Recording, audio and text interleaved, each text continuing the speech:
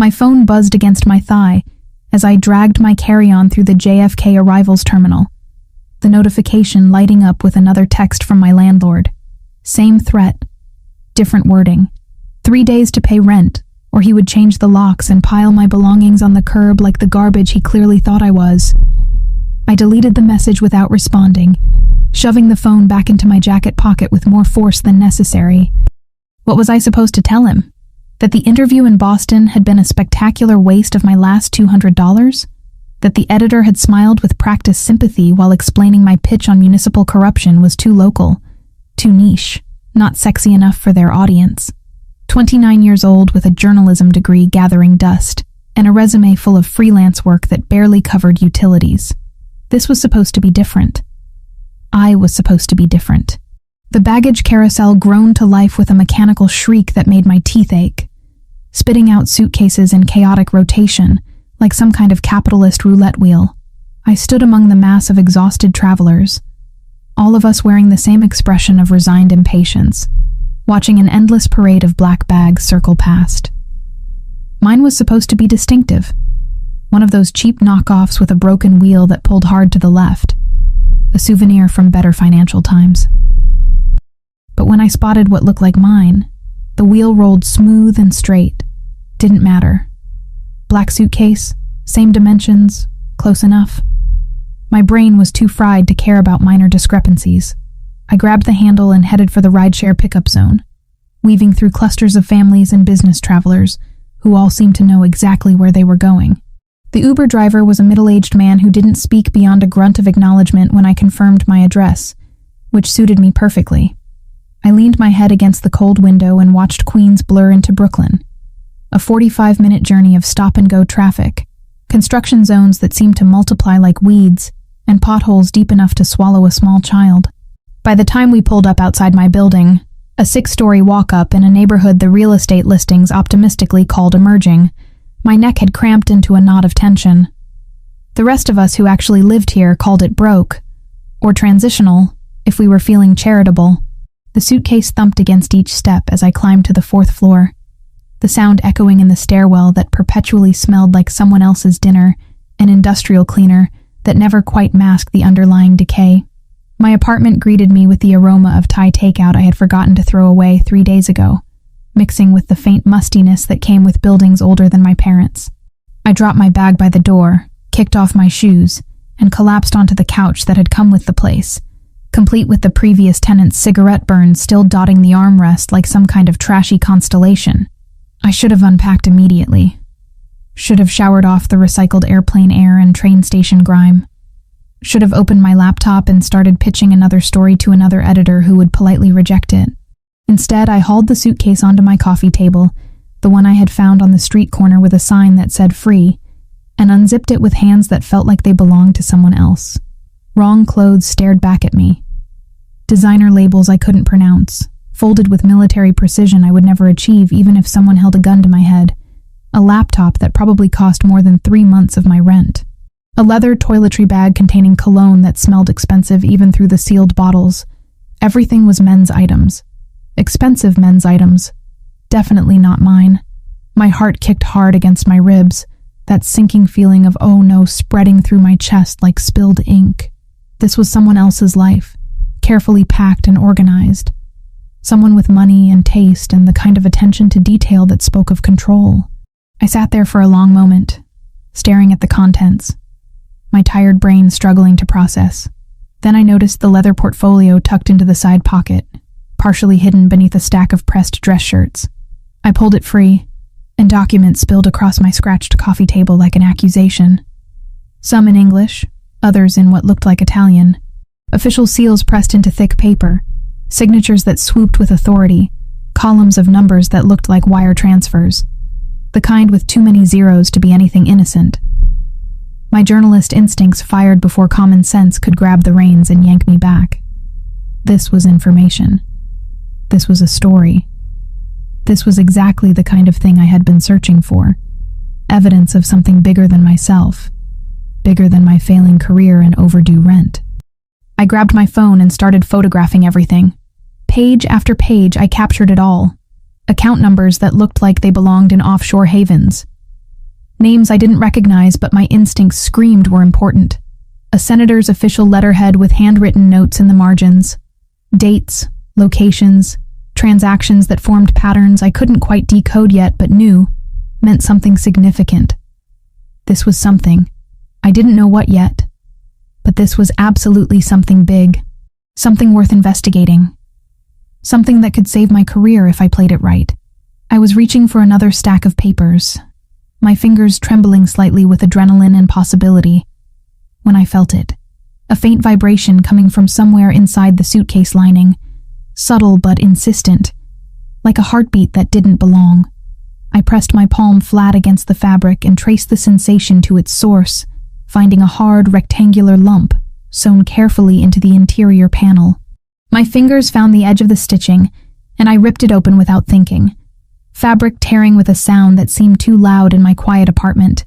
A small black device tumbled into my palm, no bigger than a matchbox, blinking with a tiny red light that pulsed like a warning I should have heeded hours ago. GPS tracker. Military grade by the look of it. Active and transmitting. The air left my lungs in a rush that left me dizzy. Someone knew exactly where their suitcase was. Someone was tracking it in real time. Someone knew it was here, in my fourth-floor apartment in Brooklyn, with me hovering over it like an idiot who had just photographed what was probably extremely classified and dangerous information. I stood so fast my chair tipped backward and crashed to the floor. My phone shook in my hand as I pulled up the airport's customer service line, fingers fumbling over the screen. An automated voice answered, cheerful and unhelpful, offering me a menu of options that didn't include I accidentally stole someone's suitcase, and they're probably coming to kill me now. I stabbed at numbers, navigated through endless loops, got dumped into hold music that mocked my rising panic with its cheerful jazz melody. I hung up and tried again. Same automated voice, same useless menu, same hold music. It was 10 p.m. on a Tuesday night. Nobody was coming to help me. Nobody was even answering their phones. I moved to the window and pulled back the thin curtain, the fabric rough under my fingers. The streetlight below cast everything in harsh orange, illuminating 3 black SUVs parked in perfect formation along the curb. Tinted windows that reflected nothing back. Engines running. Exhaust visible in the cool October air. As I watched, frozen in place like prey that knows it's been spotted, men in dark suits emerged from the vehicles. 1, 2, 5, 10, 15. They kept coming, unfolding from the SUVs like some kind of nightmare made flesh. Earpieces, tailored jackets that didn't quite hide the bulk of shoulder holsters, moving with the kind of synchronized precision that spoke of training and purpose. They moved toward my building entrance like a small army. My hands wouldn't stop shaking as I backed away from the window, nearly tripping over my discarded shoes. The photos. Oh God, the photos. I had sent them to my cloud storage out of pure habit. The same automatic backup I did with every piece of research, every interview, every scrap of information I collected. If they were coming for the suitcase, they were definitely coming for me too. And if something happened to me, if these men decided I was a loose end that needed tying up, at least the information wouldn't disappear. At least someone might find it eventually. Heavy footsteps echoed in the stairwell, muffled but unmistakable. Multiple sets, climbing in perfect unison. Not the shuffling steps of tired residents returning home. These were purposeful, inevitable. I looked at my apartment door, with its standard builder-grade lock and flimsy chain that wouldn't stop a determined teenager, let alone what sounded like a tactical team. Nothing I owned would slow down whoever was coming. I wasn't built for this. I wrote about corruption from the safety of coffee shops. I didn't confront it in my own living room. The footsteps grew louder, closer. 3rd floor, then 4th floor. My floor. I grabbed my phone and shoved it deep in my pocket, my only connection to the outside world and the evidence that might be my only bargaining chip. I pressed myself against the wall beside the door like I had seen people do in movies, as if that would somehow help, as if I had any chance against armed men who tracked their luggage with technology that probably cost more than my entire existence. The footsteps stopped outside my door. 3 sharp knocks. Not aggressive pounding or splintering wood. Almost almost polite, controlled. Somehow that was infinitely worse than raw violence would have been. I held my breath, counting my heartbeats. Maybe if I stayed silent, they would think they had the wrong apartment. Maybe they would leave. Maybe this was all a terrible mistake. Another knock. Harder this time, rattling the frame. Then a voice cut through the door, low and controlled, with an accent that turned vowels into something dangerous and made my name sound like a verdict. Miss Williams. I know you're inside. I'm here for what belongs to me. I didn't move, didn't breathe, didn't blink. I'm not interested in hurting you, the voice continued. And somehow I didn't believe him, even though his tone remained perfectly reasonable. But I will have a conversation with you, one way or another. You can open the door, or my men will open it for you. I think we both know which option is preferable. My voice came out smaller than I intended, barely more than a whisper. Who are you? Silence stretched for 3 heartbeats. Then, almost amused, the man whose suitcase you took from the airport. Now, open the door. I moved to the peephole on legs that felt disconnected from my body. One man stood directly in front of my door. Tall, maybe 6'2", wearing a charcoal suit that probably cost more than my entire wardrobe, including the shoes I never wore. Dark hair slicked back with precision. Sharp jawline with a faint scar running along the edge. The kind that spoke of violence survived. Ice blue eyes that seemed to look straight through the door and into me, cataloging every fear, every weakness. Behind him, I counted at least 15 other men lining the narrow hallway, all armed, all watching the door with the patience of predators who knew their prey had nowhere to run. My landlord was going to lose his absolute mind over this. If I survived long enough to care about noise complaints, I reached for the chain with shaking fingers, unhooked it, turned the deadbolt that suddenly seemed pathetically inadequate, opened the door exactly 6 inches. The man didn't force it wider, just stood there, studying me with those cold, calculating eyes that missed nothing. Up close, he was even more imposing. Broad shoulders, the kind of build that came from discipline and purpose, not vanity or gym selfies. He smelled like expensive cologne and something darker underneath. Gunpowder, maybe. Or just danger made manifest. Claire Williams? He asked, though the tone made it clear it wasn't really a question. He already knew. He knew everything. I nodded, not trusting my voice. My name is Vittorio Rossi. He paused, letting the name settle between us like a weight. You have something of mine, and we need to discuss exactly what you're going to do about that. Vittorio Rossi didn't wait for an invitation. He stepped into my apartment with the confidence of someone who owned every room he entered, his presence immediately making the space feel smaller, cheaper, more exposed. His men remained in the hallway, a wall of suits and weapons and silent judgment, but somehow having just him inside felt more dangerous than all of them combined.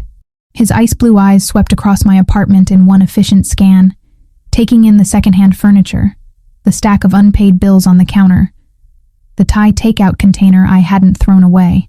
Nothing in his expression changed, but I felt the assessment anyway. Noted, catalogued, dismissed as irrelevant.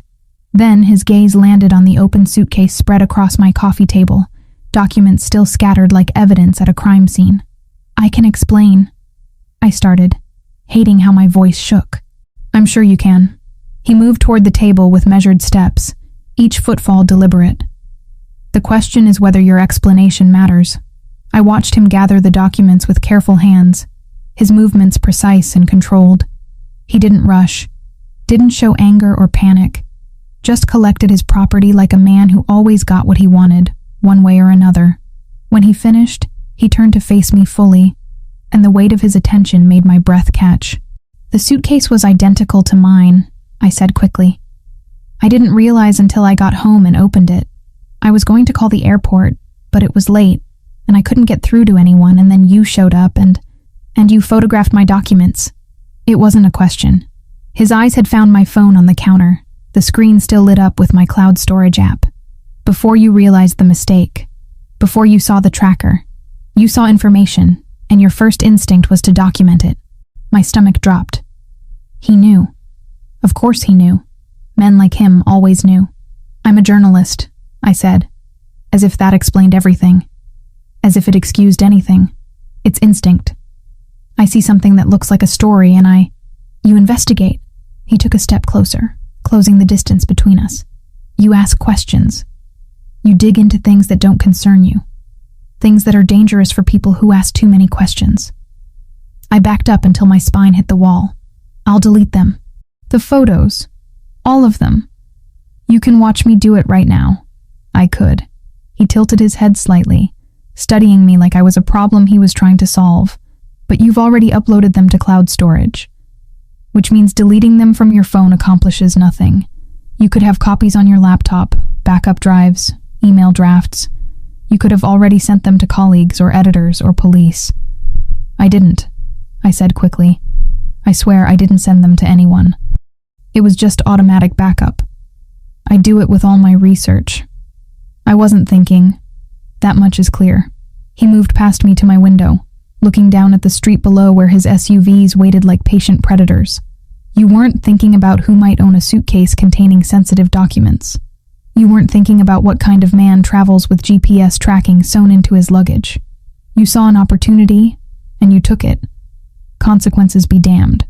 The accuracy of his assessment stung more than any insult could have. So what happens now? You kill me? Make me disappear?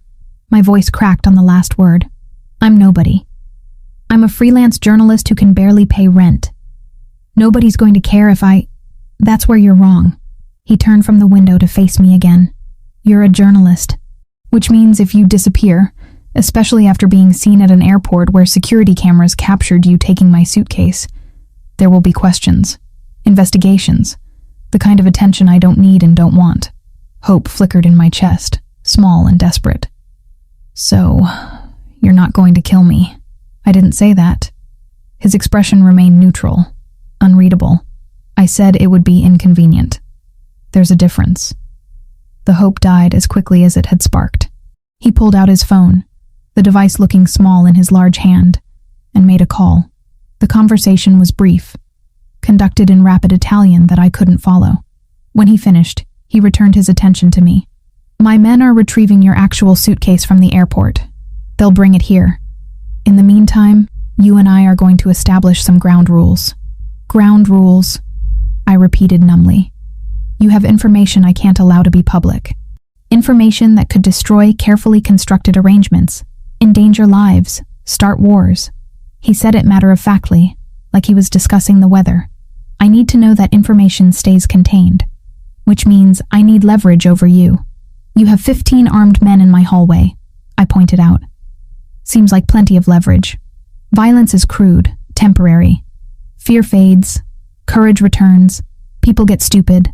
He moved to my couch and sat down like he owned it. Like he owned everything in this apartment, including me. I prefer insurance policies that don't require constant maintenance. I stayed pressed against the wall, trying to make sense of his words through the adrenaline flooding my system. What kind of insurance? The kind where you understand that those photos, that information, that curiosity of yours, exists in a context you don't want to be part of. He gestured to the space beside him. Sit down, Miss Williams. You're making me nervous hovering there like a frightened animal. The absurdity of that statement, that I could make him nervous, almost made me laugh, but I crossed to the chair across from the couch instead, maintaining distance. I wasn't that stupid. Better. He leaned back, somehow making my cheap furniture look elegant. Now, tell me what you saw in those documents. What did you understand? Account numbers, I said carefully. Wire transfers. Some names I didn't recognize. A senator's letterhead. It looked like financial records. Maybe evidence of corruption or money laundering. I didn't have time to analyze it properly before I found the tracker. But you wanted to. His eyes never left my face. You wanted to dig deeper, to investigate, to expose whatever you thought you'd found. I couldn't deny it. That's my job. Or it's supposed to be. I investigate corruption. I write stories that hold powerful people accountable. Noble. The word dripped with something that might have been mockery, or might have been respect. And suicidal, depending on which powerful people you're attempting to hold accountable. Are you threatening me? I'm educating you. He pulled out his own phone again, tapped the screen a few times, then held it toward me. "Do you recognize this man?" The photo showed someone in an expensive suit, leaving what looked like a courthouse. Distinguished, gray-haired, the kind of face that appeared on campaign posters and news programs. "Senator Richardson," I said slowly. "He's on some committee for financial oversight or banking regulation or something." "Or something." Vittorio withdrew the phone. "He's also dirty. Has been for 15 years. Takes money from organizations that have no business anywhere near legitimate government. Uses his position to protect criminal enterprises in exchange for offshore accounts and political support." I blinked. "You're telling me this why?" "Because those documents you photographed prove it. Bank records, communications, transactions that connect him directly to people he should be arresting, not protecting." He paused. "They also connect him to people who would very much like to see me dead." The pieces started falling into place. "You're using evidence against him for something. Leverage or blackmail or protection," he corrected. "I'm in a business that requires careful balance. Enemies on all sides, always looking for weaknesses to exploit. Senator Richardson provides certain assurances. As long as I have proof of his corruption, he stays compliant. Keeps certain agencies from looking too closely at certain operations. Mutually beneficial arrangement. Until I photographed everything, and potentially destroyed that arrangement," I finished. "Now you're understanding." He stood, moving to look out my window again. His phone buzzed and he answered it. Another brief conversation in Italian. When he hung up, his expression had shifted slightly, tension appearing in the line of his shoulders. "We have a complication." My stomach dropped. "What kind of complication?" "My men report that another organization was at the airport tonight, checking security footage, asking questions about the baggage carousel, specifically about our time frame." He turned to face me fully. "They know the suitcase was switched, which means they know someone else has access to those documents. They're looking for that someone. Who are they?" "Competitors. Albanians who would very much like to eliminate my protection arrangements and take control of territory I currently hold." His jaw tightened. "They saw you on the cameras, Miss Williams. They have your face. And they will find you much faster than I found my suitcase." Terror washed through me in a cold wave. "What do they want?" "The documents. And to make sure no copies exist anywhere, which means eliminating anyone who's seen them." He said it clinically, without emotion. "That would be you." Oh God. My legs felt weak. Oh God, this isn't happening. It is happening, and it's happening quickly. His phone buzzed again. He glanced at the screen, and something that might have been satisfaction crossed his features. "Your suitcase is here. My men are bringing it up." I heard heavy footsteps in the hall, then a knock. Vittorio opened the door, and one of his men entered carrying my actual suitcase, the one with the broken wheel that pulled left. The man set it down, nodded once to Vittorio, and retreated back to the hallway. Vittorio closed the door behind him. The space felt suddenly intimate, dangerous, charged with something I couldn't name. "So now what?" I asked. "You have your suitcase, I have mine. We go our separate ways and pretend this never happened. Except the Albanians are already hunting you," he said quietly. "They've connected you to me and to information they desperately want. Separating our paths doesn't eliminate that problem. It just means you face it alone. The implication hung in the air between us, heavy and inescapable. You're saying I need protection. I'm saying you're a target now, whether you want to be or not. The only question is whether you face what's coming with someone who can actually keep you alive, or whether you hide in this apartment and hope they don't find you." He moved closer, his presence overwhelming my senses. We both know how that hope would work out. I looked at him, at the cold calculation in his eyes that warred with something else, something almost like concern, and realized I was out of options. Had been since the moment I opened that suitcase. If I agree to protection, what does that cost me? Your cooperation, your silence, your word that those documents never see the light of day. He held out his hand, palm up, waiting. And your trust, at least temporarily, that keeping you alive serves my interests as much as yours. I stared at his outstretched hand. Strong fingers, a scar across the knuckles, calluses that spoke of violence lived and survived. Taking it meant stepping into a world I'd only ever written about from the outside. Meant trusting a man I didn't know with a life I barely had control over. But the alternative was waiting here for men with worse intentions, and no reason to keep me breathing.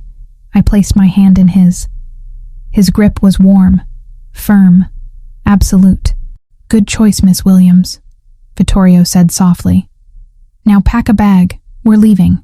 I threw clothes into my duffel bag without thinking, grabbing whatever was closest. Jeans, shirts, underwear that had seen better days. My hands shook so badly I dropped my toothbrush twice before managing to zip the toiletry case. This was insane. I was packing to leave with a man I'd met 20 minutes ago, a man who traveled with armed escorts and GPS-tracked luggage and talked about territorial wars like other people discussed traffic. Vittorio stood by the window, phone pressed to his ear, speaking in low Italian that sounded like commands. His men had retreated slightly down the hallway, but I could still feel their presence. A constant reminder that normal life had ended the moment I grabbed the wrong suitcase. "How long will I need to be gone?" I asked, shoving my laptop into the bag. "As long as it takes to neutralize the threat." He ended his call and turned to face me. "A few days, maybe longer. I have work. Deadlines. Not that they pay much, but I can't just disappear." "You can, and you will." His tone left no room for argument. "Unless you'd prefer to stay here and see how long it takes the Albanians to find you. I estimate 6 hours. Maybe less if they're motivated." I zipped the bag closed with more force than necessary. "You know, your reassurance skills could use some work." Something that might have been amusement flickered across his face. There and gone so quickly I might have imagined it. "I prefer honesty over comfort. Comfort gets people killed." "Fantastic life philosophy," I muttered, slinging the bag over my shoulder. He moved to the door, opened it slightly and spoke to one of his men in Italian. The man nodded and disappeared down the stairs. Vittorio returned his attention to me. "My car is being brought to the back entrance. We'll exit through the basement service door. Less exposure. You've done this before." It wasn't a question. "Moving valuable assets from dangerous situations?" He held my gaze. "More times than I can count." The word asset sat wrong in my chest, but I didn't have time to examine why. We moved into the hallway where his men waited, silent and efficient. They formed a loose perimeter around us as we descended the stairs, their eyes constantly scanning, hands near weapons I tried not to look at directly. The basement smelled like mildew and old concrete, lit by a single flickering bulb that cast everything in sickly yellow. Vittorio's hand found the small of my back, guiding me toward a door I'd never noticed in the 3 years I'd lived here. One of his men pushed it open, checked the alley beyond, then nodded. We stepped out into October night air that cut through my jacket. A black SUV idled near the dumpsters, exhaust visible in the cold. The same man who'd brought my suitcase opened the back door, and Vittorio gestured for me to enter first. The interior smelled like leather, and that expensive cologne Vittorio wore. I slid across the seat and he followed, the door closing with a heavy thunk that felt final. 2 of his men climbed into the front. The driver pulled out of the alley smoothly. No squealing tires or dramatic acceleration, just steady movement through Brooklyn streets that looked different through tinted windows. "Where are we going?" I asked, watching my neighborhood disappear behind us. "Hamptons. I have a property there that's secure." Vittorio was already on his phone again, typing something with quick, precise movements. "It'll take about 3 hours with current traffic patterns." 3 hours trapped in a car with a man whose last name I'd learned less than an hour ago. Perfect. I leaned my head against the window and tried to process the reality of my situation. This morning I'd been worried about rent. Now I was fleeing from Albanian mobsters with a man who probably wasn't much better. We'd been driving for maybe 20 minutes when I heard it. A dull boom that rattled the windows, distant but unmistakable. I twisted in my seat to look back through the rear window. An orange glow lit up the skyline behind us, roughly where my building would be, growing brighter, spreading. "What the hell was that?" I whispered. Vittorio had already turned to look, his jaw tightening. Explosion. Ground level or just above from the size of it. He barked something in Italian to the driver, then placed a call. The conversation was sharp, urgent.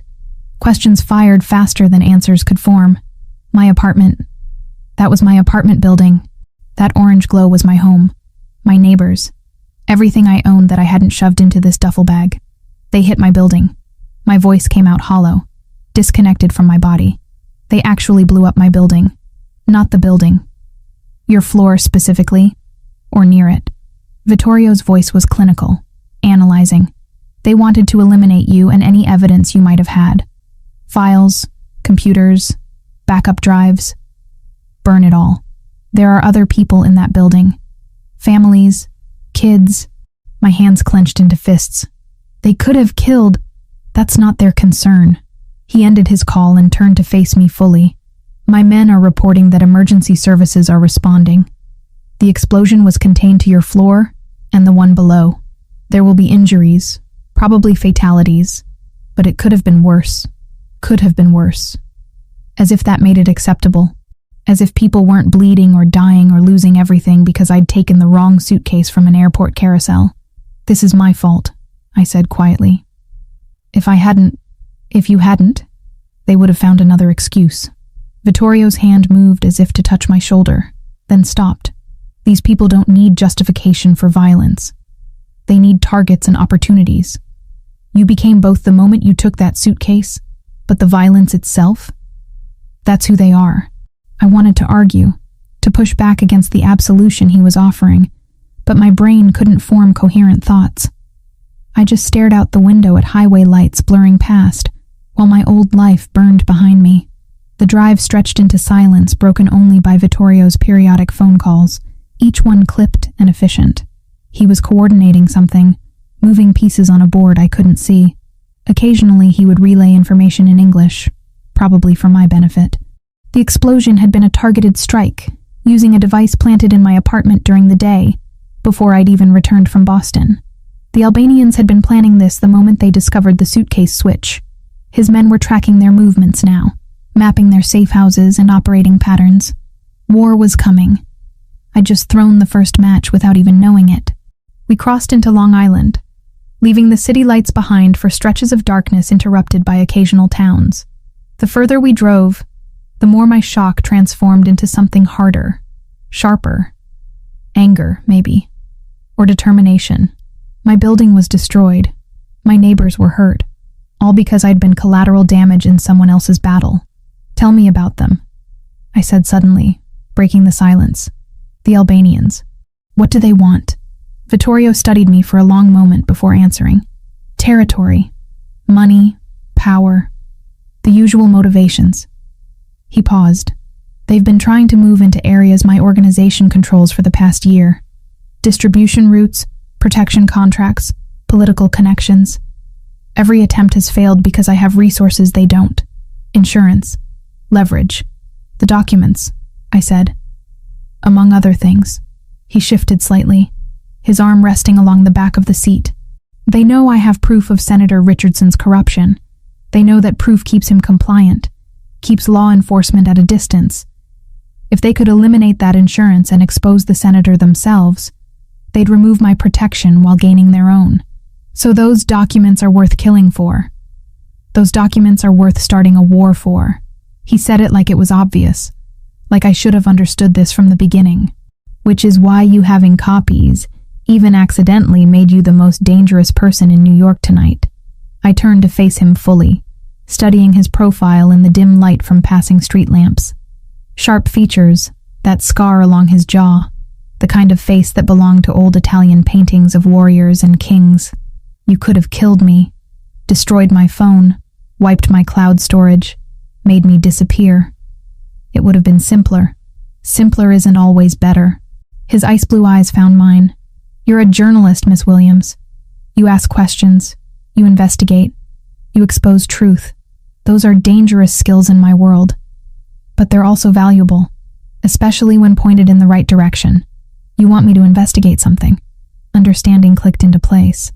That's why you're keeping me alive. Not out of mercy or because it's inconvenient to kill me.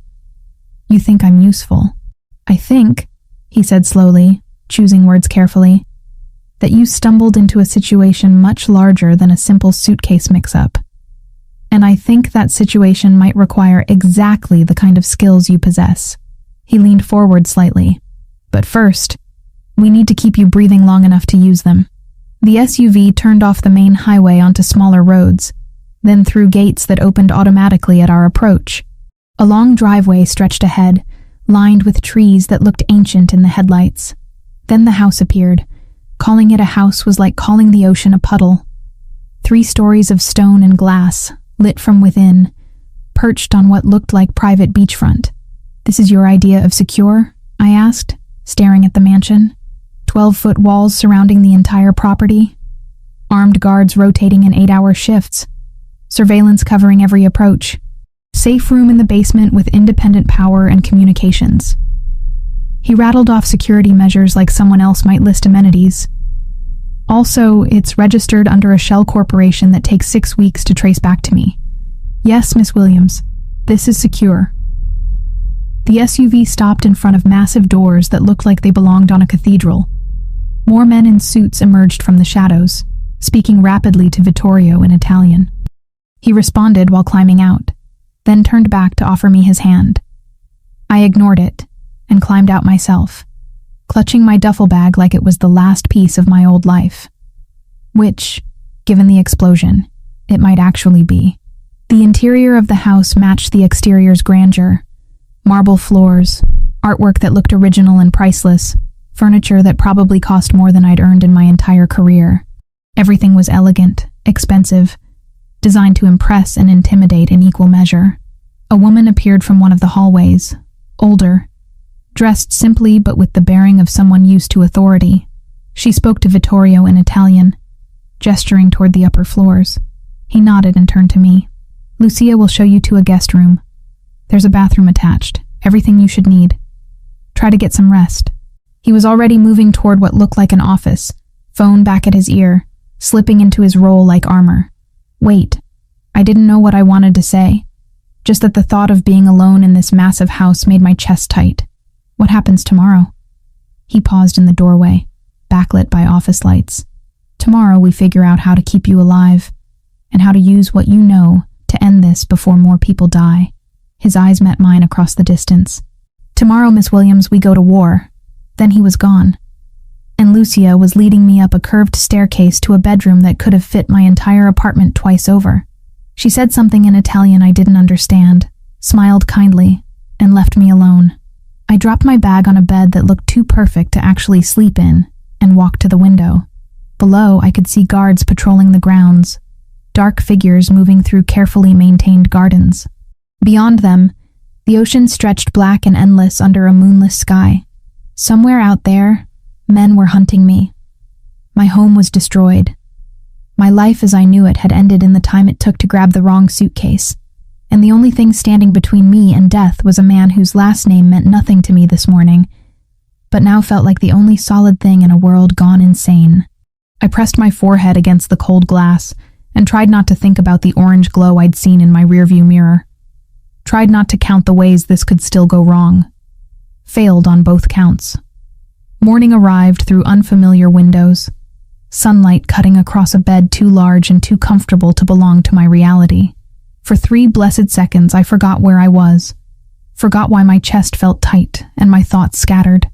Then memory crashed back, and I was sitting upright, heart hammering, reaching for a phone that showed 6 missed calls from numbers I didn't recognize, and a news alert about an explosion in Brooklyn that had injured 14 people and killed 2. 2 people dead because I'd taken the wrong suitcase. I showered in a bathroom larger than my destroyed bedroom, using products that probably cost more than my grocery budget, trying to scrub away the guilt that clung to my skin like smoke. It didn't work. The woman in the mirror looked like me, but felt like someone else. Someone who'd crossed a line she couldn't uncross. Lucia found me wandering the hallway 20 minutes later, still damp-haired and disoriented. She smiled kindly and gestured for me to follow, leading me through corridors that felt designed to confuse, past rooms I glimpsed but couldn't catalog, until we reached a dining room with windows overlooking the ocean. Vittorio sat at the far end of a table that could seat 20, laptop open, phone pressed to his ear, speaking rapid Italian that sounded like he was issuing orders rather than having a conversation. He glanced up when I entered, held up one finger in a wait gesture, and continued talking. Lucia set a plate in front of me, eggs and toast and fruit arranged with care I didn't deserve, then disappeared as silently as she'd arrived. I picked at the food while Vittorio finished his call. He looked different in morning light, less like a figure from a nightmare, and more like a man who simply happened to be very good at dangerous things. His suit was different from last night, but equally perfect. His hair still precisely styled despite the early hour. Only the faint shadows under his eyes suggested he'd slept as poorly as I had. "You should eat," he said, closing his laptop. "It's going to be a long day. 2 people are dead." I set down my fork. "Because of me. Because of the Albanians," he corrected. "You didn't plant that explosive. You didn't make the choice to kill civilians to send a message. They did. Semantics." I pushed the plate away. "If I hadn't taken your suitcase, then they would have found another excuse to escalate." He stood and moved to pour coffee from a carafe I hadn't noticed. "This war was coming regardless. You just happened to be the catalyst. Wrong place, wrong time, wrong suitcase." He set a cup in front of me, the coffee dark and strong. Exactly what I needed. That's supposed to make me feel better? It's supposed to make you understand the reality you're operating in now. He sat down closer to me than the massive table required. Guilt is useless here. Productive anger, however, is valuable. I took a long drink of coffee, letting the heat burn away some of the numbness. "You want to use my anger. I want to use your skills." He opened his laptop again, turned it so I could see the screen. Documents filled the display. The same ones I'd photographed last night, plus others I hadn't seen. "You're a journalist who investigates corruption. Well, here's more corruption than you could expose in a lifetime. Senator Richardson is just the surface." I found myself leaning forward despite my better judgment, eyes scanning the information. Account numbers, shell corporations, transactions spanning years. Names I recognized from news reports, faces I'd seen on television. Evidence of a network that went deeper than I'd imagined. "Why are you showing me this?" I asked carefully. "Because the Albanians don't just want these documents to eliminate my leverage. They want them to take Richardson's place in the arrangement." Vittorio zoomed in on a specific transaction chain. "They've been building their own insurance policy, gathering their own evidence, planning to expose the senator publicly while offering themselves as alternative partners to the people he was protecting. So they destroy your protection while gaining their own." I followed the logic. That's actually smart. It's brilliant. He didn't sound upset about it, just analytical, which is why it can't succeed. I looked up from the screen to find him watching me. Those ice-blue eyes measuring, calculating. "What do you need from me?" "Your expertise, your journalist's eye for patterns and connections." He pulled up another file, this one showing a map with locations marked. "I need to know how they're building their case, where the vulnerabilities are, how to dismantle their strategy before they can execute it. You want me to investigate them." Understanding settled cold in my stomach. "To use my skills to help you win a mob war. I want you to survive." He closed the laptop. "And survival means ending this threat permanently. You can't go back to your old life, Miss Williams. That apartment is gone. Those neighbors know your face from news reports about the explosion. The Albanians know who you are and what you've seen. Your only path forward is through this situation, not around it." The truth of his words sat heavy in my chest. "So I help you, or I spend the rest of my life running. Or you help me, and you get something valuable in return." He leaned back in his chair. "A story. The biggest expose on political corruption you'll ever write. Evidence that could bring down not just a senator, but an entire network of corrupt officials. Your name on the byline, your career resurrected, your credibility established beyond question." It was tempting. God, it was tempting.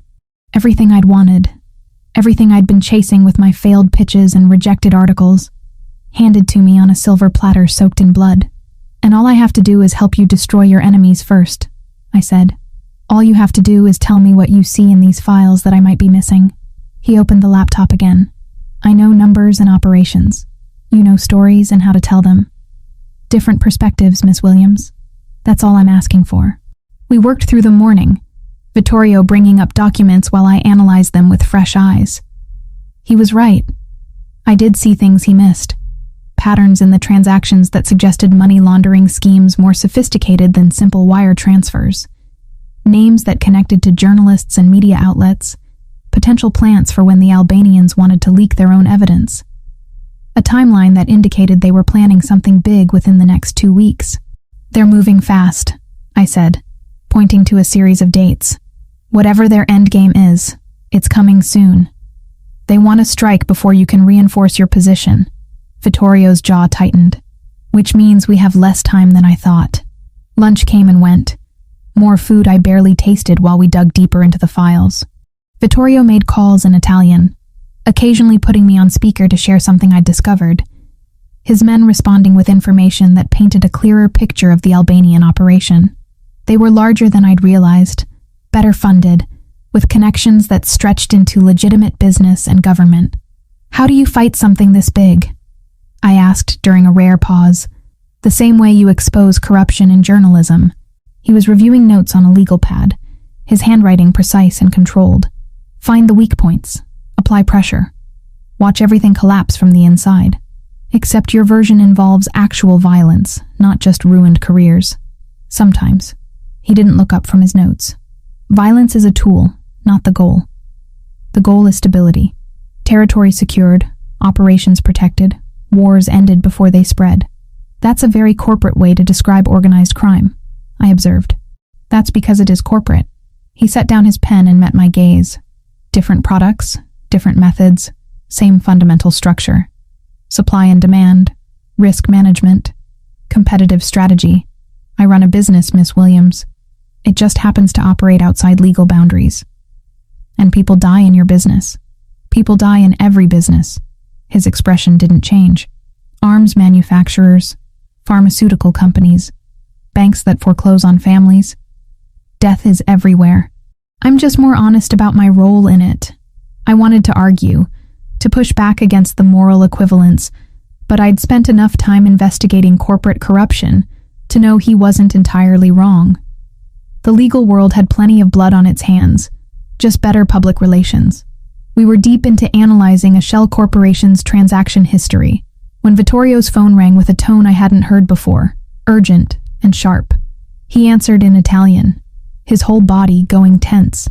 The conversation was brief, clipped, ending with what sounded like a command. He stood abruptly. "We have a situation. The Albanians know about this property. They're planning something for tonight." Ice flooded my veins. "How do they know?" "Money, probably. Someone on my security team, or someone with access to property records." He was already moving toward the door. "It doesn't matter how. What matters is that we're reinforcing the perimeter and preparing for potential assault." "Assault." I followed him into the hallway. "As in they're going to attack this house?" "They're going to try." He stopped and turned to face me fully. "Which is why you're going to stay in the secure room downstairs until this is resolved. Lucia will take you there now." "Wait." I grabbed his arm without thinking, felt the solid muscle beneath expensive fabric. "What are you going to do?" "My job." He looked down at my hand on his arm, then back to my face. "Protect what's mine and eliminate threats. Standard procedure, Miss Williams." "Claire," I said suddenly, "if I'm staying in your house, hiding in your secure room while people try to kill us both, you should probably call me Claire." Something shifted in his expression, the cold calculation warming fractionally. "Claire." He said my name like he was testing it, seeing how it fit. "Stay in the secure room until I come for you personally. Don't open the door for anyone else, even if they say I sent them." "Understood?" I nodded, not trusting my voice. He reached up and covered my hand with his, the contact brief but deliberate. "I've kept more important things safe with worse odds. You'll be fine." Then Lucia was there, urgency in her movements as she guided me toward the stairs. I looked back once to see Vittorio already on his phone, commanding in Italian while men in suits materialized from rooms I hadn't known existed, all of them armed, all of them moving with purpose. The secure room was exactly what he'd described: reinforced walls, independent power, monitors showing every angle of the property. Lucia showed me the supplies, the communications equipment, the panic button that would summon immediate response. Then she squeezed my shoulder with surprising gentleness and left, the heavy door sealing behind her with a sound like a vault closing. I sat on the cot provided and watched the monitors as Vittorio's men took positions around the property. Watched as he stood in what looked like a command center, coordinating with calm efficiency, watched as the sun began setting over the ocean, turning everything gold and red like the world was already burning, and I waited for the war to come find us. 3 days passed without attack. 3 days of waiting in luxury that felt increasingly like a cage, no matter how gilded. The Albanian assault never materialized, or if it did, Vittorio's security intercepted it before it reached the property. He wouldn't tell me which. Just appeared each evening to inform me the threat remained active, that I needed to stay inside, that patience was required. Patience. As if I had any choice. I spent the time doing what I did best, digging through the files he'd given me access to, building timelines and connections, writing analysis that looked like journalism, but served his war. The work kept my hands busy, and my mind focused on something other than the 2 dead neighbors whose names I'd learned from news reports. Sarah Chen, 63, retired teacher. Marcus Wright, 37, bartender with a 6-year-old daughter. Their blood was on my hands whether Vittorio's logic absolved me or not. On the 4th evening, I found him in his study, rather than him finding me. The door was open, warm light spilling into the hallway, and through it I could see him at his desk. Jacket discarded, sleeves rolled to his elbows, reading something on his laptop with the kind of focus that made the rest of the world disappear. I knocked on the door frame. "Do you ever sleep?"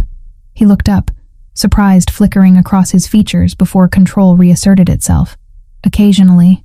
Do you?" "Not well." I stepped into the study, drawn by curiosity and something else I didn't want to name. "I've been going through the Albanian financial records. I think I found something." Interest sharpened his gaze. "Show me." I moved around his desk, pulled up the file on his laptop, pointing to the transactions I'd flagged. "Here. These patterns don't match their other operations. The amounts are too specific, too regular. It's not drug money or protection payments." "What is it?" He leaned closer to study the screen, close enough that I could smell his cologne mixed with coffee and exhaustion. "Payroll, I think, for something consistent and ongoing." I traced the dates. Every 2 weeks like clockwork. Started 6 months ago and hasn't stopped. That's not how criminal enterprises usually operate.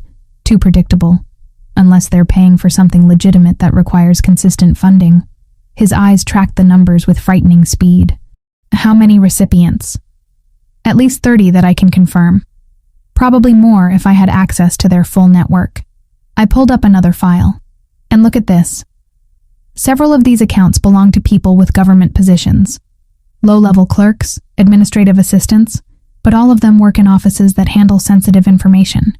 Understanding dawned across his face. They've embedded people. Not corrupting existing officials, but placing their own. A slow infiltration rather than a quick takeover. I felt the familiar thrill of uncovering something hidden. It's smarter than what Richardson was doing. Instead of compromising people in power, they're creating a network from the ground up. Vittorio sat back in his chair, fingers steepled against his lips. This changes everything. If they have people inside the infrastructure, they don't need to expose Richardson to gain protection. They can simply wait until their network is strong enough and eliminate all of us simultaneously. How long until that happens? Months. Maybe a year. He was already calculating, planning. But it means the immediate threat might be lower than we thought. They're playing a longer game. Relief and frustration warred in my chest. "So I can leave? Go back to some version of normal? Where would you go?" His question was gentle but merciless. "Your apartment is destroyed. Your neighbors know your face from every news report about the explosion. The Albanians might be playing long-term strategy, but they won't forget you exist. And even if they did, you've seen everything in these files. You know too much to ever truly be safe." I moved to the window, staring out at ocean darkness that offered no answers. "So what then? I stay here forever? Hide in your mansion while you fight wars I helped start? You didn't start anything." I heard him stand, felt him move closer. "But you're right that staying here isn't sustainable. You need purpose beyond analyzing my documents. You need a life. Can't have much of a life when I'm a target." My reflection in the glass looked hollow, unfamiliar. "Then we eliminate the target." His reflection appeared beside mine. We use what you've discovered to dismantle their operation before it becomes unstoppable. We expose the network you found, burn their people out of government positions, destroy their long-term strategy. I turned to face him. And how exactly do we do that? The same way you wanted to expose Richardson. Something shifted in his expression. Calculation mixing with what might have been respect. You write the story. Everything you've discovered. Every connection you've mapped. Every piece of evidence I can provide. You publish it through legitimate channels, destroy them with truth instead of violence. Hope flickered dangerously in my chest. You said I could never publish anything from these files, that the information had to stay buried. I said you couldn't publish information that destroyed my leverage over Richardson. He moved closer. Close enough that I had to tilt my head back to maintain eye contact. But this Albanian network is separate. Exposing it hurts them without touching my arrangements. In fact, it strengthens my position by eliminating future competition. So you'd let me publish? I searched his face for deception. Actually, let me do my job? Under specific conditions. He held up a hand, counting off fingers. First, nothing that compromises Richardson or my existing operations. Second, you submit the article to me for review before publication. Third, your byline goes on a story that makes you famous, but keeps my name out of it entirely. Control the narrative. I said slowly. Make sure I expose exactly what serves your interests. Make sure we both get what we need. He lowered his hand. You get the career-defining story you've been chasing. I get a competing organization destroyed without firing a shot. Mutually beneficial, Claire. It was manipulation. Obviously, transparently manipulation. But it was also exactly what I wanted, what I'd been working toward my entire career. A story that mattered. Evidence that couldn't be denied. My name attached to something that would change things. Even if the reasons behind it were anything but pure. What if I say no? I asked. What if I decide I don't want to be your weapon? Then you stay here under protection until I find another solution to the Albanian problem. No threat in his tone. Just statement of fact. You'd be safe, comfortable, but ultimately useless. I don't think that's what you want. He was right, and we both knew it. Useless was worse than compromised. Hiding was worse than fighting, even if the fight served someone else's agenda. If I do this, I said carefully, I write it my way. No censorship beyond protecting your operations. No forcing me to lie or distort facts. The story has to be real, has to be true, or it's worthless. Agreed. He extended his hand. You write truth. I ensure that truth serves us both. Partnership, not puppetry. I looked at his outstretched hand, strong and scarred and steady. Shaking it meant committing to something that went beyond simple survival, meant becoming an active participant in his world rather than an accidental victim of it, meant choosing him, in whatever complicated way that choice manifested. I took his hand. His grip was warm, firm, absolute. Partnership, I echoed. Good. He didn't release my hand immediately. Now comes the difficult part. Convincing editors to publish a story sourced from anonymous intelligence without revealing where that intelligence came from. I can do that. Professional confidence steadied my voice. I've built credibility over years. Editors trust my research even when I can't reveal sources. Then we start tomorrow. He finally released my hand, the absence of contact somehow louder than its presence. Tonight you should rest. Actually rest, not lie awake analyzing files until dawn. I could say the same to you. I gestured at his desk, the organized chaos of documents and empty coffee cups. You look like you haven't slept properly in days. I haven't. He moved back to his desk, already reaching for his laptop like the brief moment of connection had never happened. But sleep is negotiable when wars hang in the balance. So is perspective. I don't know what made me brave enough to step closer again. You told me guilt is useless. Doesn't exhaustion fall into the same category? He paused, fingers hovering over keys. Are you actually concerned about my sleep schedule? Or is this strategic questioning? Can't it be both? I moved to lean against his desk, forcing him to acknowledge my presence. You need me sharp and functional for this partnership to work, which means you need to be equally sharp and functional. Basic logic, Vittorio. His name felt strange in my mouth. intimate in a way his surname hadn't been. From his expression, he noticed. Basic logic. He repeated slowly, "And here I thought you were developing actual concern for my well-being. Maybe I am." The admission surprised me as much as it seemed to surprise him. "You've kept me alive when it would have been easier to eliminate me. You're offering me a way forward instead of just protection. That deserves something more than cold pragmatism in return." Silence stretched between us, heavy with things neither of us knew how to articulate. He looked at me like he was solving an equation that kept changing variables. Like I was a problem he couldn't quite categorize. "You're dangerous," he said finally, quietly. "Not because of what you know or what you can expose. Because you make me consider things beyond strategy and survival." My heart kicked against my ribs. "Is that bad? I don't know yet." He stood, closing the distance between us, until I had to tilt my head back to maintain eye contact. "In my world, anything that makes you vulnerable is usually fatal, but you're already making me rethink rules I've followed for years." "What rules?" The question came out breathier than intended. "One's about keeping assets at emotional distance, about not confusing protection with possession." His hand lifted as if to touch my face, then stopped halfway. "About not wanting things I can't afford to want." "And what do you want?" I barely recognized my own voice. His ice blue eyes darkened. "Right now? To kiss you. To forget about Albanian networks and political corruption and war strategies long enough to taste your mouth and feel something real." The air between us crackled with tension I'd been ignoring for days. "So why don't you?" "Because once I start, I won't want to stop." His control was slipping, visible in the tension of his jaw, the tightness of his shoulders. "And you deserve better than being another thing I take because I can. Maybe I want to be taken."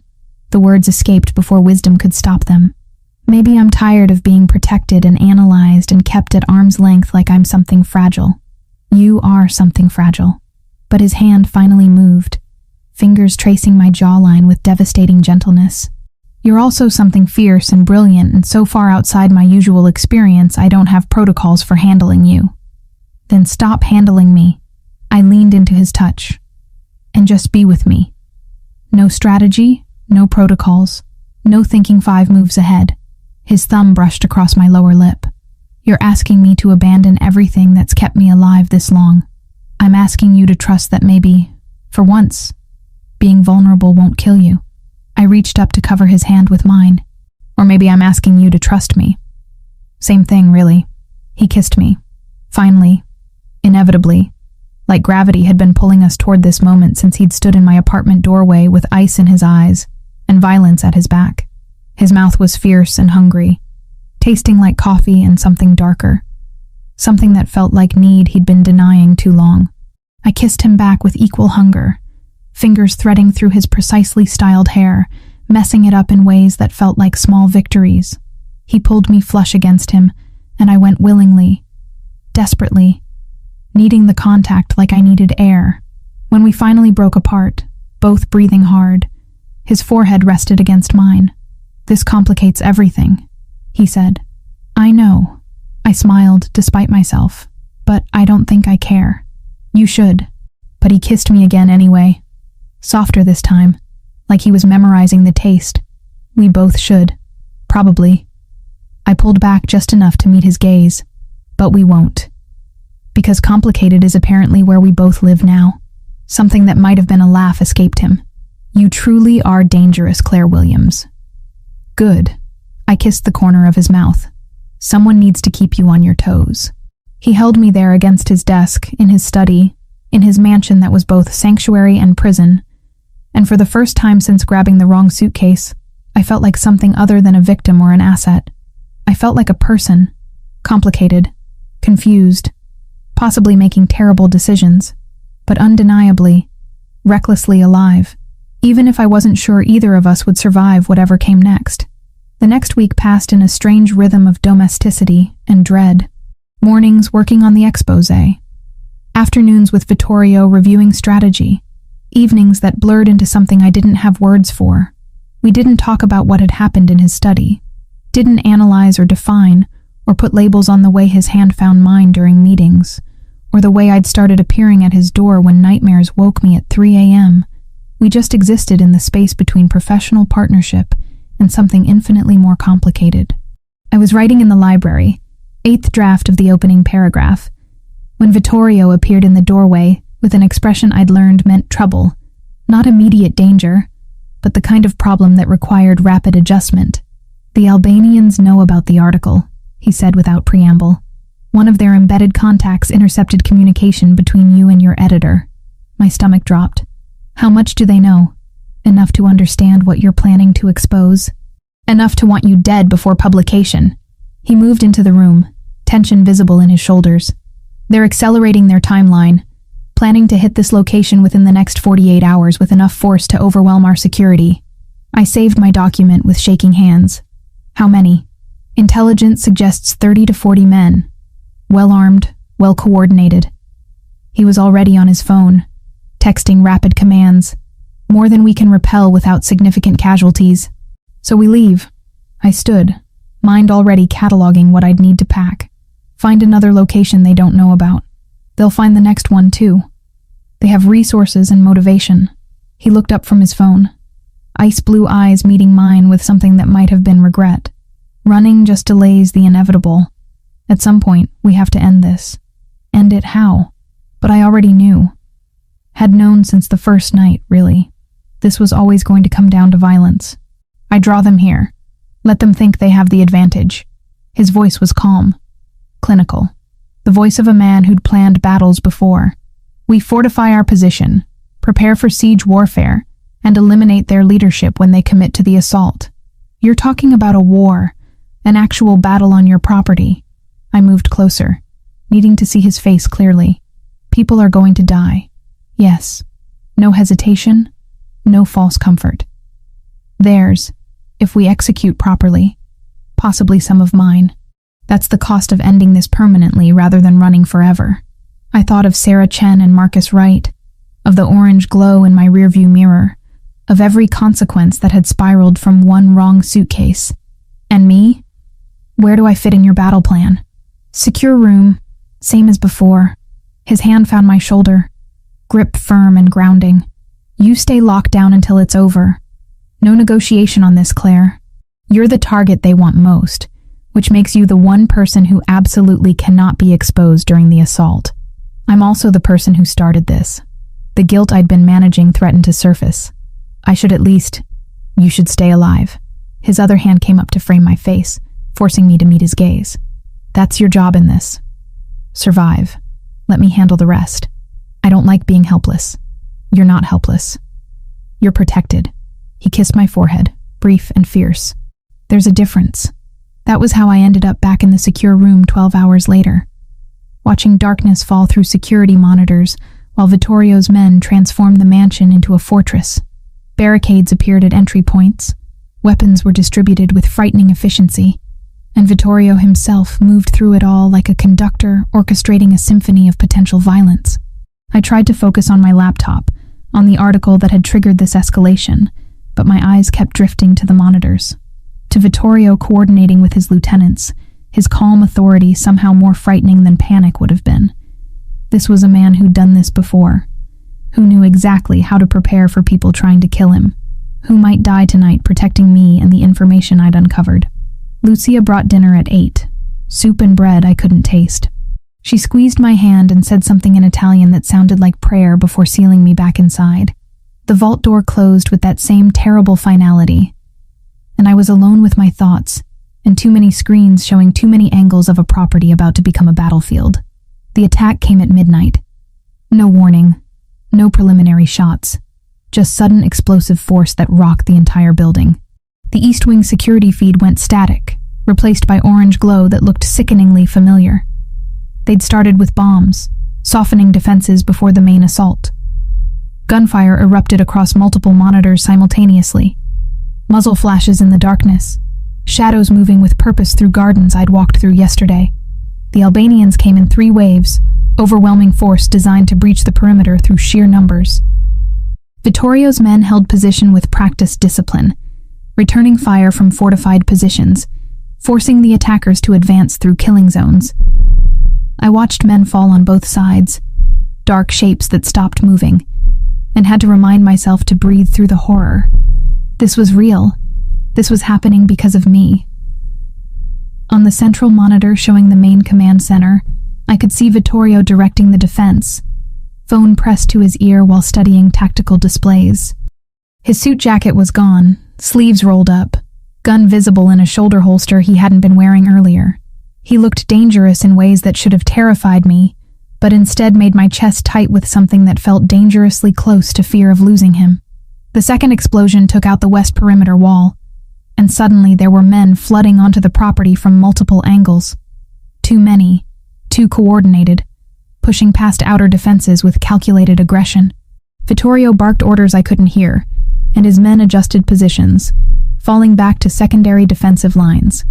They were being overrun. Despite preparation, despite fortification, despite everything, there were simply too many attackers. I watched Vittorio grab his own weapon and move toward the main entry hall, watched him take position with his men rather than directing from relative safety. He was fighting alongside them, protecting his home and his people and me with his own hands. The monitor showing the secure room hallway flickered with movement. 3 Albanian fighters had breached interior defenses, moving toward my location with clear purpose. They knew where I was, knew exactly where the secure room sat. My heart hammered against my ribs as they reached the vault door. One pulled out what looked like cutting equipment, industrial grade, designed for exactly this kind of barrier. The door that was supposed to keep me safe suddenly felt like a tomb. On another monitor, I saw Vittorio notice the interior breach. Saw him break from his position and run toward the basement stairs, shouting into his phone. 2 of his men followed, but they were dealing with their own attackers, couldn't provide immediate support. He was coming for me, through a battlefield, through people trying to kill him. He was coming because I was down here and in danger. The cutting equipment sparked against the vault door, white-hot and relentless. Maybe 2 minutes before they breached. Maybe less. Vittorio appeared on the hallway monitor, coming around the corner at a dead run. The 3 Albanians heard him, turned, weapons rising. He didn't slow down. Just fired twice with precision that spoke of training. I hadn't fully understood until this moment. 2 men dropped. The 3rd returned fire, and Vittorio dove behind a support column, pinned down 10 feet from my door, while the 3rd Albanian continued working on the cutting equipment. I couldn't do nothing. Couldn't sit here watching while he fought alone. The secure room had a weapons locker, emergency provisions for exactly this scenario. My hands shook as I opened it, finding a handgun I barely knew how to use, and a fire extinguisher that might work as a weapon if I was desperate enough, which I absolutely was. The vault door shuddered as cutting equipment made progress, a thin line of light appearing along the seal. 30 seconds. Maybe less. On the monitor, Vittorio was exchanging fire with the 3rd Albanian, neither able to advance without exposing themselves. A standoff that would end badly the moment the vault door opened and I became the easier target. I grabbed the fire extinguisher, positioned myself beside the door, and waited. Every second stretched infinite. Every breath felt like it might be my last. The vault door swung open with a mechanical groan. The Albanian stepped through, weapon raised, scanning for me. I swung the fire extinguisher with everything I had, connecting with his shoulder hard enough to throw off his aim. His shot went wide, hitting concrete instead of flesh. Vittorio appeared in the doorway behind him, no hesitation, putting 2 rounds center mass before the man could recover. The Albanian collapsed, and suddenly Vittorio was there, hands on my shoulders, eyes wild with something between fury and terror. "Are you insane?" His voice was raw. "You could have been killed. So could you." I was shaking so hard my teeth rattled. "I saw you on the monitors. You came alone. I came because you're down here." His grip tightened. "Because leaving you unprotected was unacceptable. So is letting you die protecting me." The words tumbled out unchecked. "Do you understand that? You can't die. I can't watch you die." Something in his expression cracked. "Claire." Gunfire echoed from upstairs, closer now. He tensed, calculating. "We need to move. This position is compromised." He pulled me into the hallway, keeping his body between me and potential threats. Weapon raised and ready. We moved through corridors I barely recognized, past bodies I tried not to look at, toward a back exit I hadn't known existed. Outside, the property was chaos. Fires burning, men still fighting in pockets across the grounds, the sharp crack of gunfire mixing with shouted commands in multiple languages. Vittorio guided me toward the tree line where 2 of his men waited with a vehicle.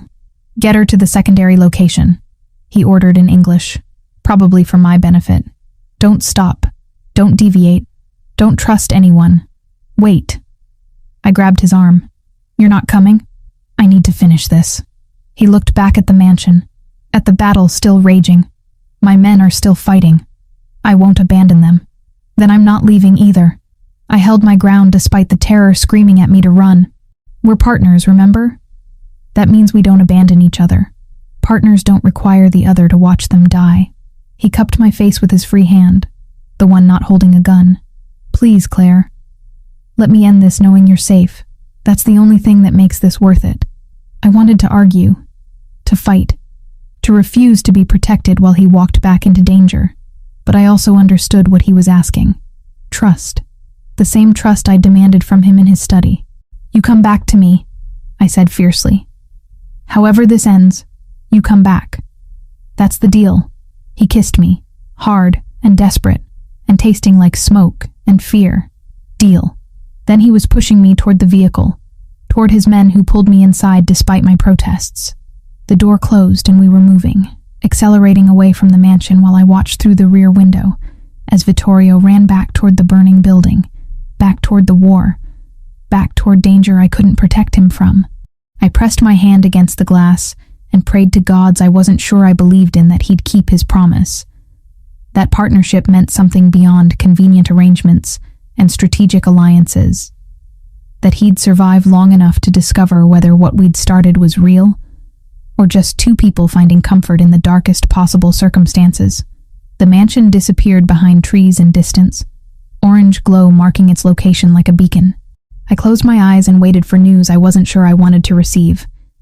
The secondary location was a penthouse in Manhattan, fortified and anonymous, where I spent 4 hours pacing expensive hardwood while Vittorio's men maintained tactical silence. No updates, no information. Just grim-faced guards who wouldn't meet my eyes and the slowly lightening sky beyond bulletproof windows that told me dawn was coming whether I was ready or not. My phone sat on the kitchen counter, useless. Every number I might call would either not answer or couldn't help. I was trapped in a luxury cage waiting to learn if the man I'd kissed 12 hours ago was alive or bleeding out in the ruins of his mansion. When the door finally opened at 6 a.m., I spun around expecting Vittorio. Instead, one of his lieutenants entered, the one I'd heard him call Sergio. His suit was torn, dried blood on his collar, exhaustion carved into the lines around his eyes. "He's alive," Sergio said before I could ask. "Injured but alive, being treated at a private facility." Relief hit so hard my knees buckled. I caught myself against the counter. "How badly injured?" "Gunshot wound to the shoulder, through and through, clean exit. He's had worse." Sergio moved to pour himself coffee with steady hands that had probably killed men hours ago. "He's asking for you." I grabbed my jacket without hesitation. "Take me to him." The private facility was a clinic in a neighborhood I didn't recognize. The kind of place that asked no questions and kept no official records. Sergio led me through hallways that smelled like antiseptic and old money, to a room where Vittorio sat on an examination table, torso bare except for the professional bandaging covering his left shoulder, arguing with a doctor in Italian. He looked up when I entered, and something in his expression shifted, softened. "You're supposed to be at the safe house. You're supposed to be invincible." I crossed to him, needing to confirm with my own hands that he was real and breathing. Guess we're both disappointing expectations. His good arm came around my waist, pulling me close. "The attack is over. We held position long enough for reinforcements. Most of their assault team is dead or captured, including their leadership. And yours?" I touched the edge of his bandage carefully. "How many did you lose?" 3 confirmed dead, 7 wounded, 2 critically." His jaw tightened. "Acceptable losses given the circumstances, but still losses. I thought about 3 families receiving news their loved ones weren't coming home. 3 more deaths in a war that started with a wrong suitcase. I'm sorry. Don't." His grip on my waist tightened. Those men knew the risks. They died protecting what's theirs. There's honor in that. The doctor said something sharp in Italian. Vittorio responded with what sounded like a dismissal. The doctor threw up his hands and left, muttering what I assumed were Italian curses. "You're being a difficult patient," I observed. "He wants me to stay for observation. I have more important things to do." He was already reaching for his shirt with his good arm, wincing at the movement. I helped him, easing fabric over bandages with more gentleness than he probably deserved. Like what? The Albanian leadership is eliminated. Their assault failed. What's left? Consolidation. Making sure their remaining organization understands the new hierarchy, securing territory before someone else tries to claim it. He stood, steadier than he should be with a bullet wound. "And finishing what you started. The article." Understanding clicked into place. "You still want me to publish?" "More than ever." He pulled out his phone, typed one-handed with practiced ease. "The attack last night gives you a hook. Albanian criminal organization attempts mass violence to prevent exposure of corruption network. It's not just about financial crimes anymore. It's about public safety." I watched him work through pain and exhaustion, planning his next move before the current crisis had fully resolved. "You never stop, do you? Never just pause to process or recover?" "Processing is for when the war is won." He sent whatever message he'd been composing and focused on me fully. "Right now we have a window. Their organization is fractured, their leadership dead, their people scared. If you publish in the next 48 hours, you can expose the embedded network before anyone has time to cover their tracks or consolidate under new command." He was right. Journalistically, strategically, this was the perfect moment.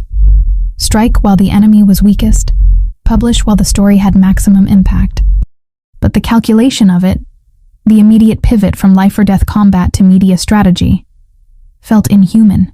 "You were almost killed 6 hours ago," I said quietly. "Doesn't that warrant even a moment of just being human?" Something flickered across his face. Being human gets people killed. Being strategic keeps them alive. He moved closer, his good hand coming up to cup my cheek. I learned that when my father died, because he trusted the wrong person, let emotion override judgment. I won't make his mistake. The pain beneath his words was old and deep. What happened to him? A supposed ally invited him to negotiate territory disputes. My father went alone, believing in honor among thieves. His thumb traced my cheekbone. They executed him and sent me photographs to make sure I understood what trust costs. I covered his hand with mine. "How old were you?" 22, old enough to inherit his organization. Young enough to make 1,000 mistakes learning how to run it. His eyes were distant, looking at memories I couldn't see. I swore I'd never let emotion compromise my judgment again. Never trust based on feeling rather than evidence. Never value anything more than survival. And yet you came back for me last night. I held his gaze. Alone, through a battlefield, despite tactical wisdom saying I was acceptable collateral damage. "You're not collateral damage." The words came out fierce, almost angry. "You're..." He stopped, jaw working like he was fighting against something he couldn't quite articulate. "I'm what?" I pressed. "Important." He said it like the admission cost him something. "To the plan, to the strategy, to exposing the Albanians. You're important." "Just to the plan?" I moved closer, until we were almost touching, because it felt like more than strategic value when you kissed me in that hallway, when you told me to stay safe so you could focus on fighting.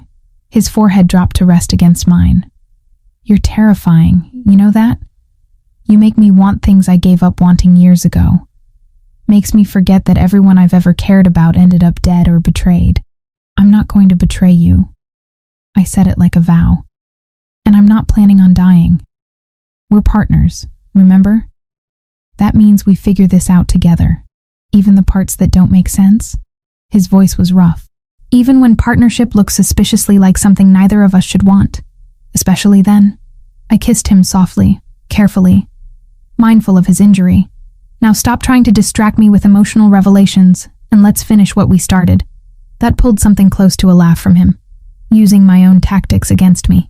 Learning from the best. I stepped back, shifting into professional mode because he needed me functional, not melting into feelings we didn't have time to process. Show me what you have on the embedded network. Everything you can prove without compromising your own operations. I'll write it in a way that destroys them while keeping you invisible. We spent the next 6 hours at the penthouse, Vittorio providing documents while I transformed raw intelligence into journalism that would survive editorial scrutiny.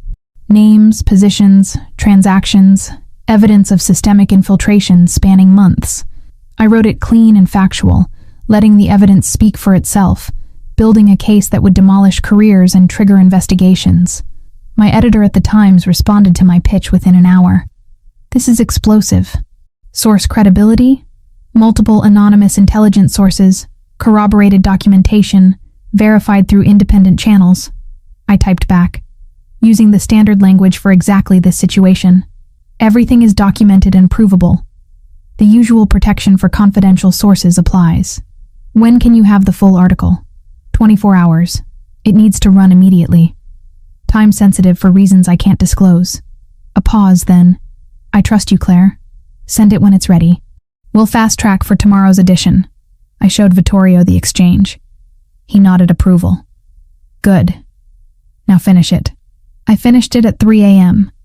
12,000 words documenting a conspiracy that would end careers and possibly start criminal prosecutions.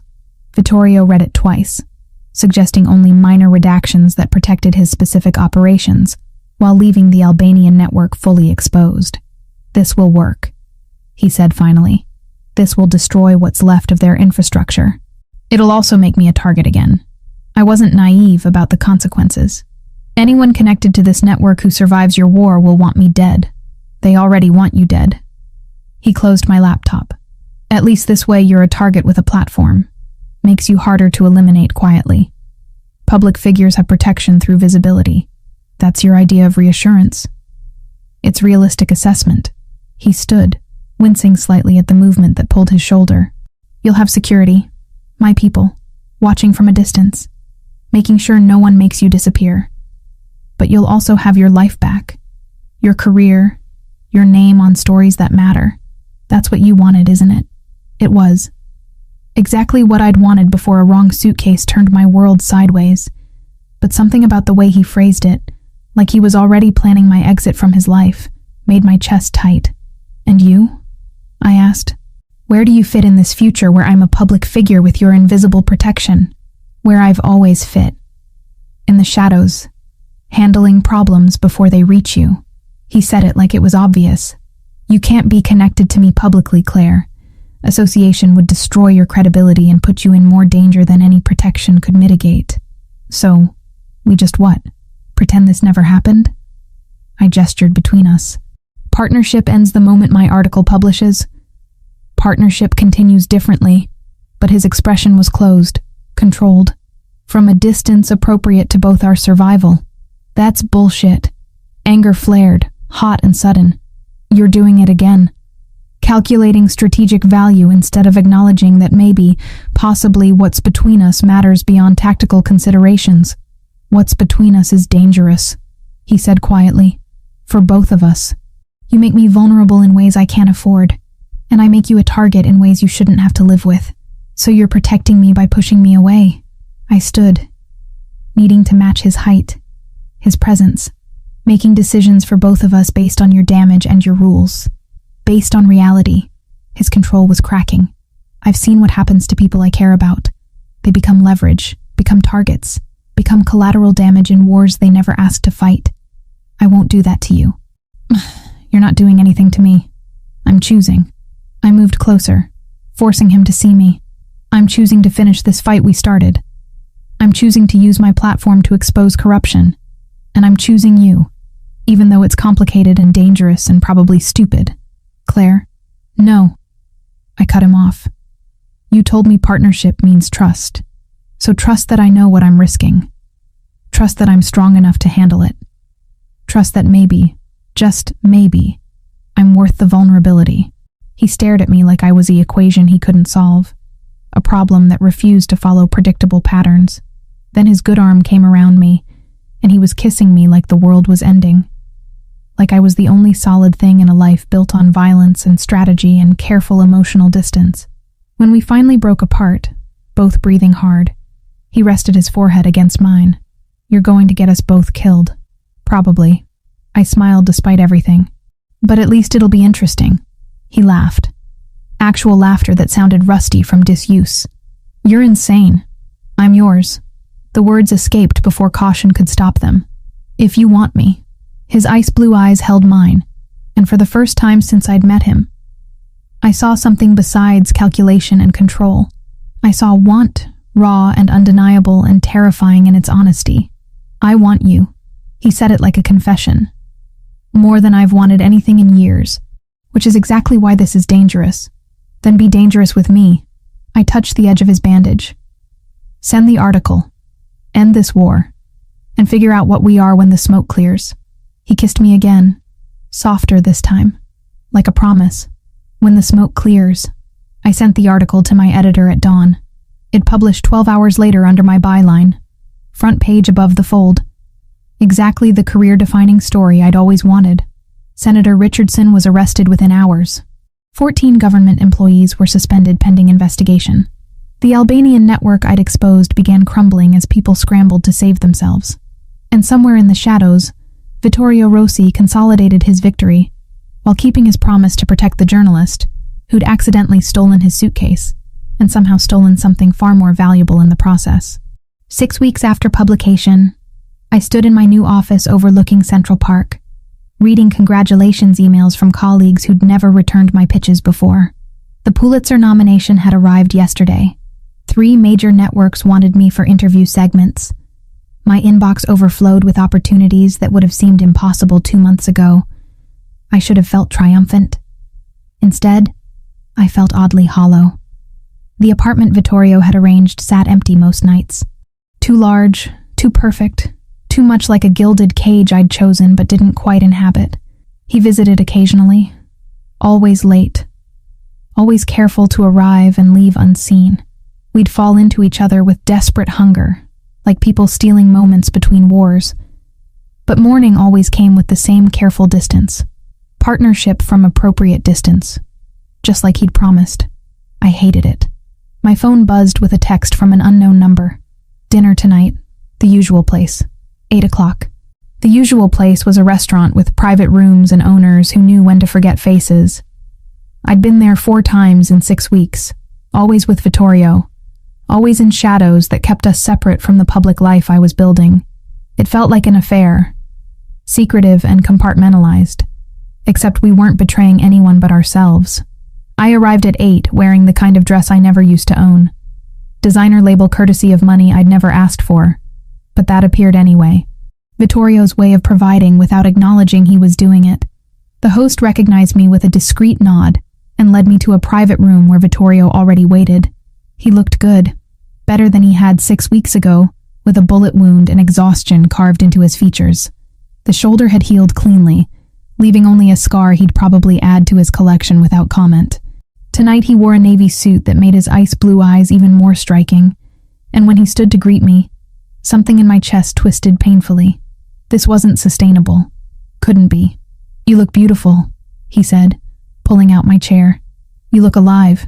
I sat, accepting the wine he poured, which is more than I expected after that battle. "I'm resilient."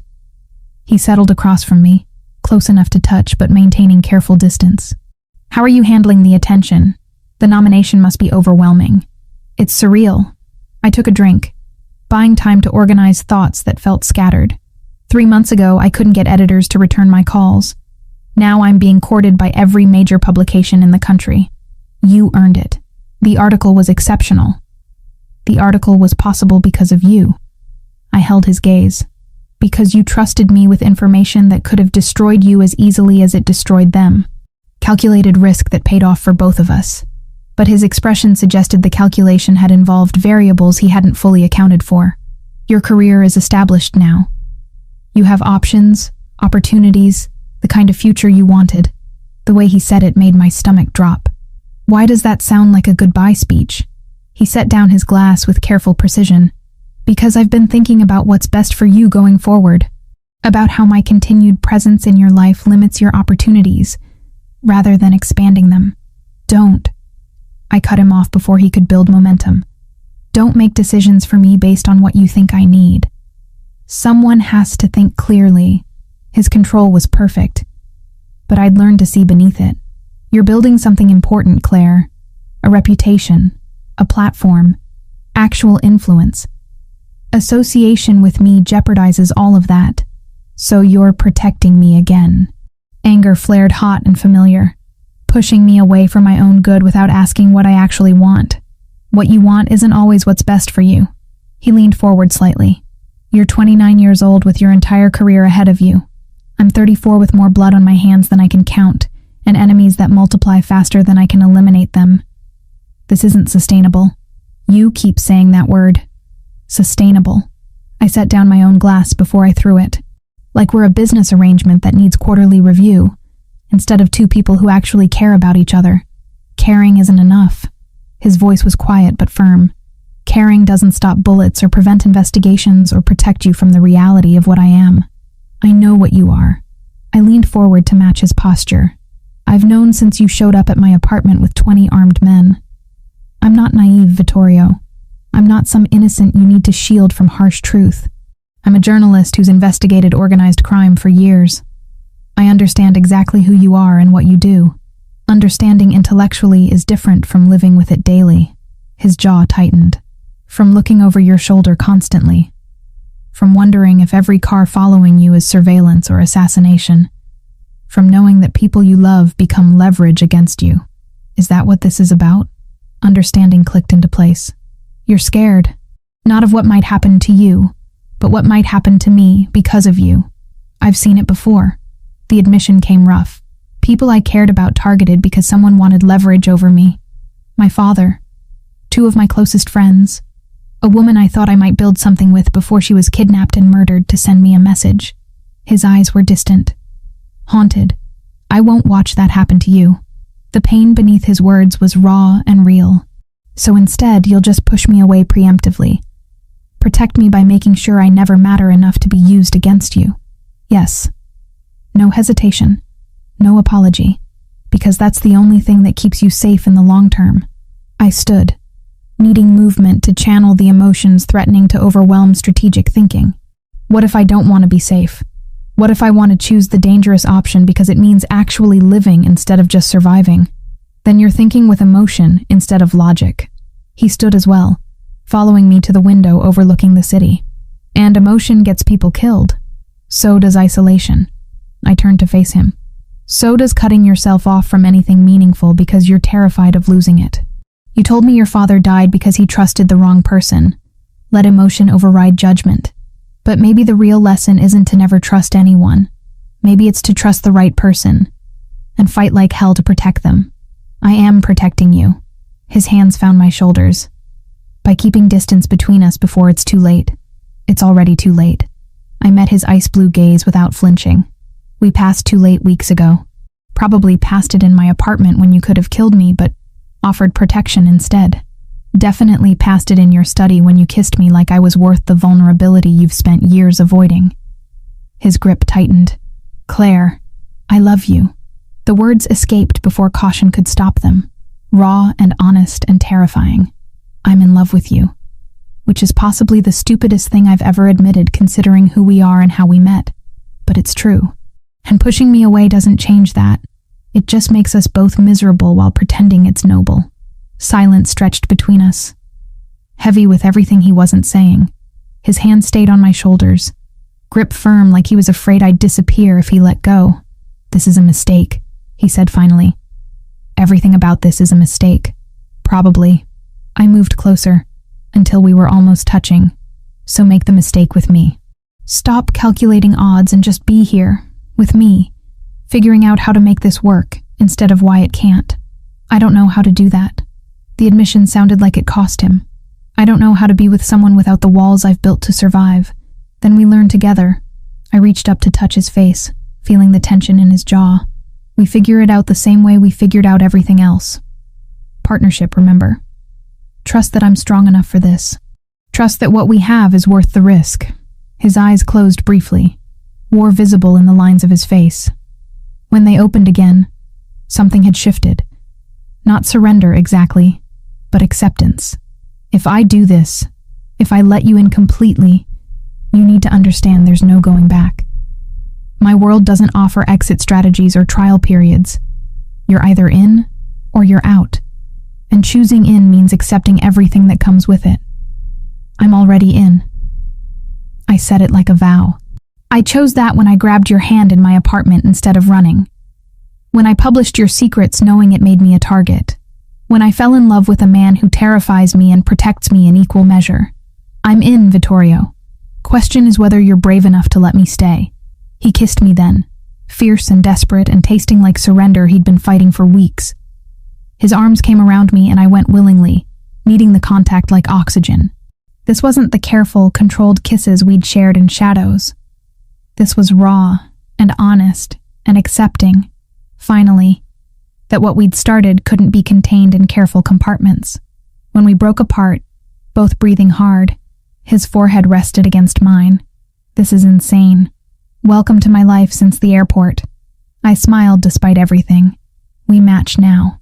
Something that might have been laughter escaped him. You're going to be the death of me, or the saving of you. I pulled back just enough to meet his gaze. Either way, we're doing it together. 3 months later, I moved into the rebuilt mansion in the Hamptons. Not as a protected asset or temporary guest, but as someone who belonged there. My office overlooked the ocean, filled with awards and articles and evidence of a career that somehow thrived, despite my association with a man the world only knew as a shadow. Vittorio's men accepted me with the same calm professionalism they applied to everything, calling me Miss Williams with respect that felt earned rather than obligatory. Lucia fussed over me like I was family, teaching me Italian phrases and smiling knowingly when Vittorio appeared at unexpected hours just to see me. The work continued. I wrote exposés on corruption that Vittorio's intelligence network uncovered, stories that demolished careers and triggered investigations, while keeping their source carefully invisible. We became a team in ways that extended beyond personal relationship into something operationally seamless. My journalism provided cover for his operations, while his resources made my investigations possible. It shouldn't have worked. Probably violated a dozen ethical guidelines I'd once considered sacred, but in the space between law and justice, between what was legal and what was right, we found a way to matter. I was at my desk editing an article about police corruption when Vittorio appeared in the doorway, holding something familiar. A black suitcase, identical to the one I'd grabbed from JFK months ago. "What's this?" I asked, even though I already knew. "New assignment." He set the suitcase on my desk, ice blue eyes glinting with something that might have been amusement. Files on a trafficking network operating through the Port Authority. Documentation, witness testimonies, enough evidence to bring down a dozen connected operations. I opened the suitcase, finding exactly what he'd described. Then I looked up at him, at the man who'd walked into my life through violence and chaos, and somehow became the most solid thing in it. You know, this is probably how we started. Wrong suitcase, dangerous information, people trying to kill us. I remember. He moved behind my chair, hands finding my shoulders. The difference is this time you grabbed the right suitcase, the one meant specifically for you. No accidents, no coincidences, just partnership. I leaned back into his touch, already analyzing the files with journalists' eyes that had learned to see patterns others missed. And when this story triggers another war, then we fight it together. His grip tightened slightly, grounding and possessive in equal measure. Like we fight everything now.